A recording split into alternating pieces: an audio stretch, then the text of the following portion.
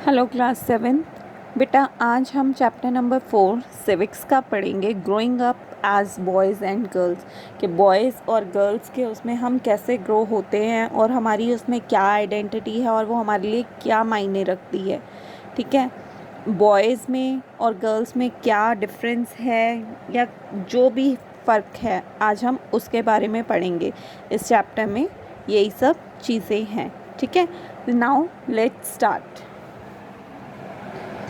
Growing up in Samoa in the 1920s, ठीक है, the Samoan Island are part of a large group of small island in the southern part of Pacific Ocean. Salmon Island जो है वो एक large group small island है southern part में, कहाँ पे, पैसिफिक ओशन में। In the 1920s according to research report on Samoan society children did not go to school. 1920 की जो रिपोर्ट थी उसमें क्या था, जो साइमन सोसाइटी के बच्चे थे वो कभी भी स्कूल नहीं जाते थे। They learn many things such as how to take care of children or do household work from older children and from adults। ठीक है, वो और बहुत सारे काम करते थे, जैसे कि वो दूसरे बच्चों का कैसे ध्यान रखा जाता है, घर के काम सीखते थे, जो पुराने बच्चे थे उनसे, बड़े थे उनसे। ठीक है, phishing was very important activity on the island. जो उन वहाँ पे सबसे ज़्यादा काम था ज़रूरी, वो था फ़िशिंग का। ठीक है, वो लोग वो काम सीखते थे।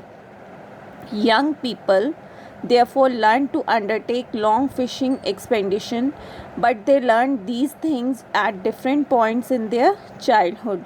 ठीक है, वो लोग जो फिशिंग था उनका मेन ऑक्यूपेशन था वहाँ पे। ठीक है, और वो उसका मतलब डिफरेंट तरीके से वो काम फिशिंग का ही ज़्यादातर सीखते थे।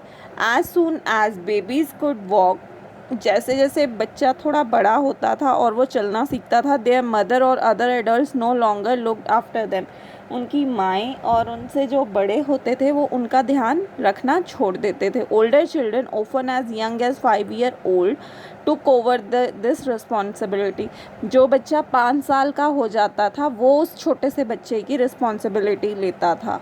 Both boys and girls look after their younger siblings, चाहे वो लड़का होता चाहे वो लड़की होती, वही अपने छोटे भाई बहन का ध्यान रखते थे। But by the time a boy was about 9 year old, जब लड़का 9 साल का हो जाता, he joined the older boys in learning outdoor job like fishing and planting coconuts. ठीक है, जैसे वो लड़का 9 साल का हो जाता था तो वो अपने दूसरे भाइयों के साथ मिलके फ़िशिंग और कोकोनट कैसे प्लांट किए जाते हैं, कैसे उगाए जाते हैं, ये काम सीखने लग जाता था।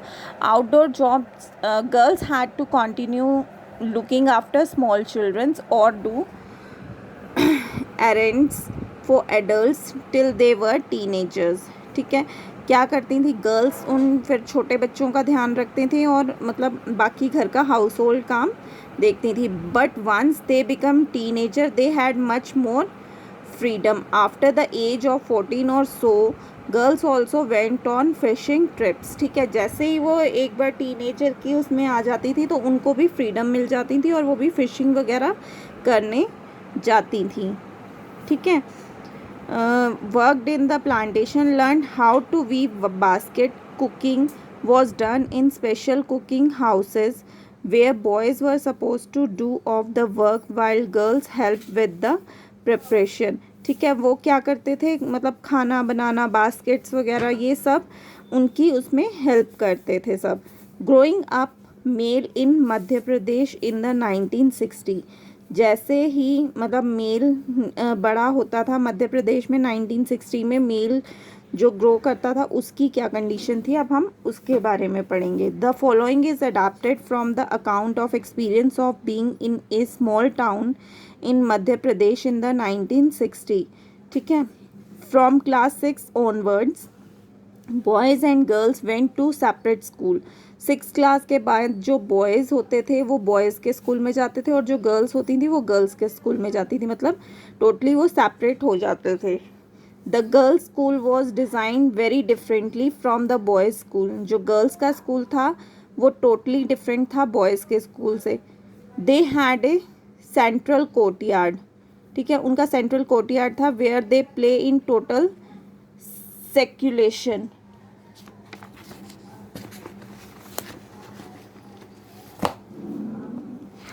सेफ्टी फ्रॉम आउटसाइड वर्ल्ड, ठीक है, उनके गर्ल्स के लिए टोटली सेफ्टी होती थी वहाँ पे।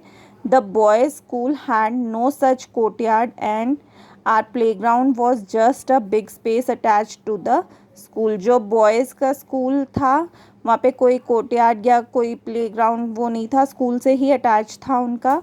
Every evening, once school was over, the boys watched as hundred of the schoolgirls crowded the narrow streets.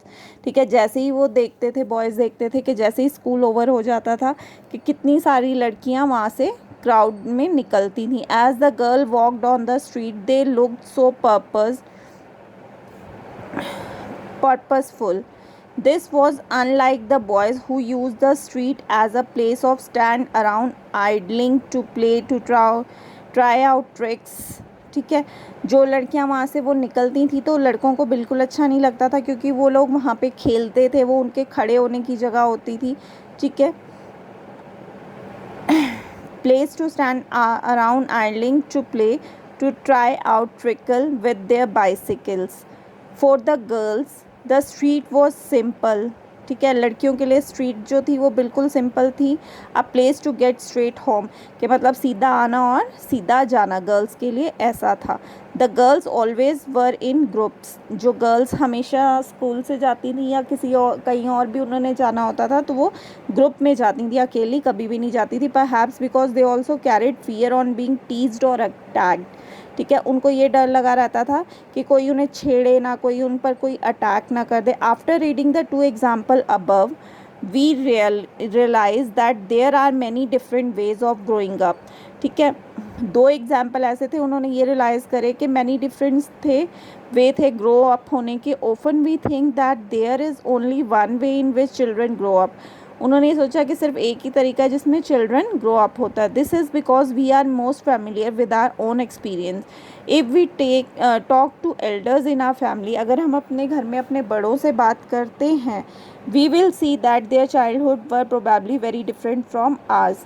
हमें उनके चाइल्डहुड के बारे में और हम अपना चाइल्डहुड कंपैरिजन करते हैं तो उससे ये पता चलता है कि उनका चाइल्डहुड हमारे चाइल्डहुड से टोटली डिफरेंट था।